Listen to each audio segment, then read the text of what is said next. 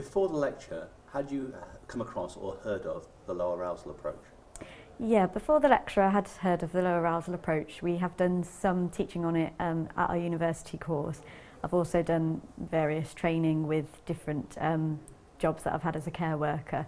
So I had heard of it, yeah. And what have you taken away from the lecture on the low arousal approach today? I think the main thing I took away from the lecture on the low arousal approach is how important it is to know your individual and exactly what their boundaries are.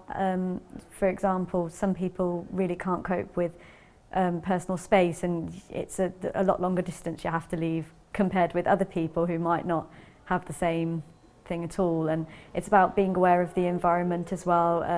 I think you go into so many services which are just so noisy, which is fine for some people there, but for other people that's actually can be really distressing for them and a trigger to their behaviour becoming more and more aroused. I think elevation as well I've also learnt, which I had experienced a little bit myself in practice, that even sort of when you're perceived to be being really happy with someone and perhaps you start to play fight with that person, they're becoming more and more aroused, and then you get to a point where you're like, oh, you're going too far now, that's enough of that.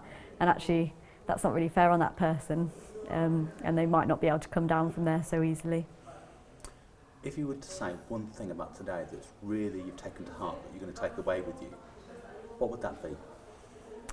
I think one thing that I've really taken away from today is about staff training really and education. That's something that I've always struggled with in practice. I just don't feel like staff are really being given the correct knowledge and training, and management don't seem to be aware of where their staff are coming from.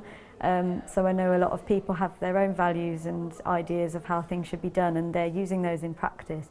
So I've really taken away obviously what Studio 3 are trying to do as well, which is training staff to work correctly with people.